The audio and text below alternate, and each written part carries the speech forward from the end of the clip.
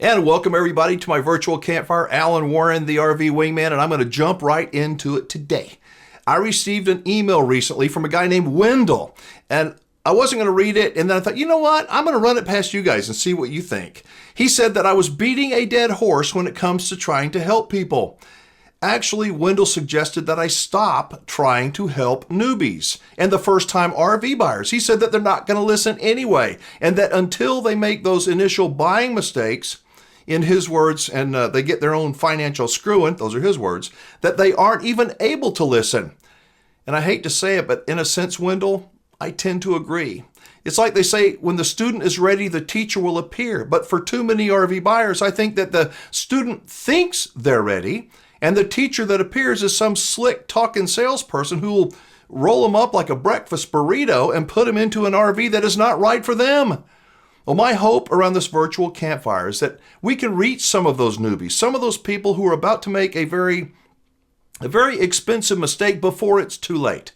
So to Wendell, the man who wrote the email, I know it may seem like we are beating a dead horse, but beat a dead horse we must. Up now, we're going to continue a conversation with my good friend Zach Rininger from Flagstaff Rockwood that I hope will help some buyers if we can just slow them down long enough to listen.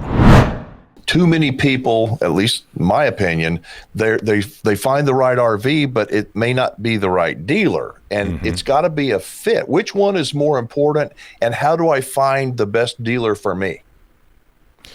Ooh, that's a good question of which one is more important. Or are they the same? I mean, what, because it's kind of like sales. I think with sales, a great salesperson with a mediocre product is always going to beat a poor salesperson with a great product, right? Because they're just they're better equipped to handle that and better equipped to help people.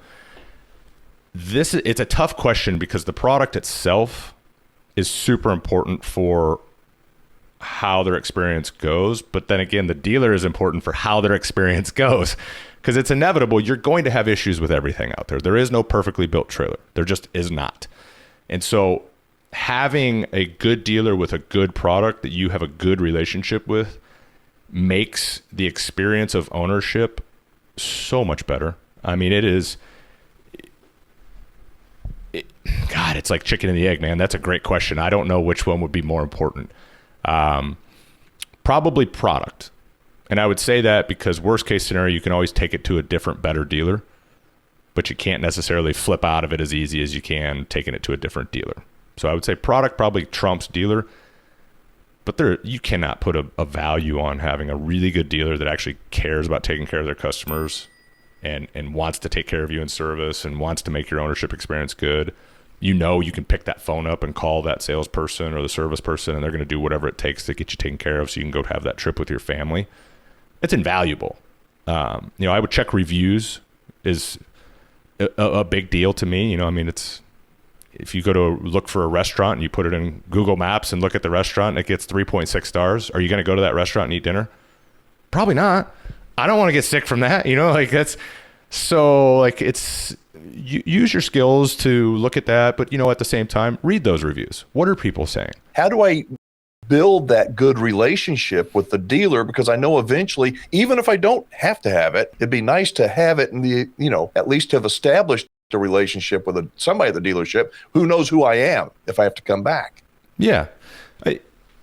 First of all, if you go to a good dealership, a good salesperson is going to make sure that they transfer that relationship to their service. The relationship you built together, they're going to transfer that to them. They're always going to be there to be the catalyst, if you will, or the connection. So if you're having trouble getting through to somebody, then they can call me and say, hey, can you help me? It's like, yeah, let me call service real quick. And it just you keep that relationship there. But I think a lot of this starts with is just be a good customer. I was going to ask you about that because there's a lot of people out there that are not good customers. They don't even know they're not good customers. And that's the scary part. And they think everybody else is the problem. And in a lot of cases, it's like, well, maybe you're not getting the level of service that you want because of the way you're treating everybody else. And, you see some of this at times where there's a level of expectations that are just so out of this world, not possible no matter how many times you explain it. And then the person becomes just extremely unreasonable, and they think by being the squeaky wheel, they're going to get the grease. Well, you may get the grease just to get you out of there and go away, but you're never going to get a level of service that just a good customer is. That's just a nice person to work with, that is understanding, that is willing to listen. I'm not saying everybody doesn't get frustrated and tired of, waiting for certain things, but it also doesn't mean you need to come in there and, F-bomb everybody and treat people poorly. I think that's a surefire way to stress a relationship, no matter what industry it is. Yeah, I mean, if you do that to anybody, any customer in any industry, if you yell at them, if you put them down, if you make them feel bad, do you think they want to work with you? No, they're forced to work with you, and there's a huge difference. And that's why if you have an issue with your RV, I suggest being patient, being thoughtful, try to look at the situation from the dealer's, through the dealer's eyes. And that doesn't mean be a doormat. That just means to have some empathy and try to figure out something that's fair and reasonable instead of rah and taking to becoming some troll and following this dealership and bashing them. And everybody's going to get somebody like that. I mean, even the best dealers. It's inevitable, right? I mean, we're in a people business, and I mean, sometimes there's some people that suck. Like, it's just how it is, right? And that isn't always customers either. It could be someone at the dealership didn't handle something appropriately. Someone at the dealership dropped the ball. And I understand a lot of times with customers, there's pressure there. They have a trip planned. They have something coming up, and they feel that pressure of they just want to go have fun, and now I can't have fun, and like that raises emotions a lot of time. And the real frustrating thing is sometimes there's not enough communication of truly what's happening or why it's taking so long. And that's where I think it comes back to a good dealer is going to do their best to try to keep that customer in the loop of, okay, we had to order it from the manufacturer. They don't have it, so we have to order it from the supplier, which means it's going to be about 3 weeks till it gets to them. Then it has to be crated and freighted down here. We have to make sure it gets in without damage, which again is, yeah, and it's, we don't know what, UPS did to the box while it was in UPS through their transfer facility. Maybe that got damaged, and then people lose their mind over stuff like that. It's like, well, listen, no one is purposely breaking your fender flare, right before you show up to pick it up. Like, it's like things just happen sometimes. But hang on. At the same time, there's people who are going to watch this and they're going to say, he's just excusing the dealer for being a slob. And hey, sometimes a dealer will make a mistake. They will ding something, bust. They will do it. But a good dealer will go, oh, I made a mistake, and they'll own it. We make mistakes. We're not perfect either. I make them all the time, and I try to own it as much as possible. Like, hey, yeah, we dropped the ball, and I'm sorry. Like, I can't change that, but here's what we're going to do to try and make it right, and here's how we're expediting. Here's what we can do, and I'm sorry. Like, there's nothing more that anybody can ask from someone else. Like, we can't change that. And do dealers, are they human? Yes. Do things happen? Do computer systems go down? Do orders get lost? Yes, of course. I'm never saying it's all the customer's fault. I think a dealer should also understand and have empathy of where a customer's coming from. We don't know what they're going through. We don't know why they're so impatient for this trip. Maybe they're sick, and this is the last trip they're probably going to get to take with their grandkids. And so they feel that.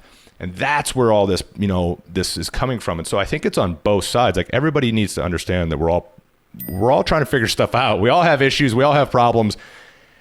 And I mean, it's so cliche to say, but it's like, just can't we all get along? Like, just let's find a good way to do this. If you can get a good dealer with a good customer and good product, typically the outcome is everybody's happy. So everybody likes doing business together.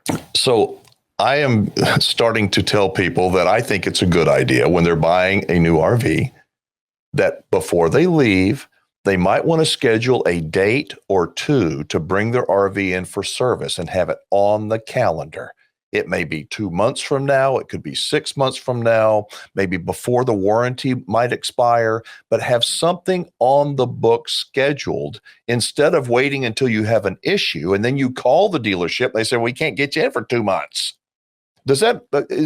I think that's a prudent advice, from the standpoint of, especially if like, hey, I know my warranty ends in November, so I should probably schedule something for October. Let me do a checklist. Let me double check if there's anything major. That way I'm on the books. There's no weird overlap, that, somebody's trying to be like, oh, sorry, you're 2 days out of warranty. Like, you're not messing with any of that. I think that's probably sound advice, especially certain times of year.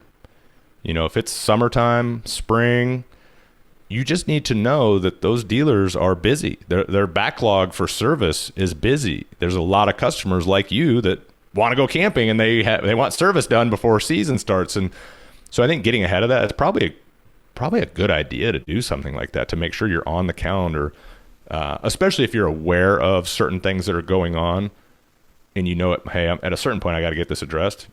Yeah, I would work that in around your schedule and your travel schedule, unless it's something, hey, I can't travel somewhere until I get this fixed. I think that's good advice.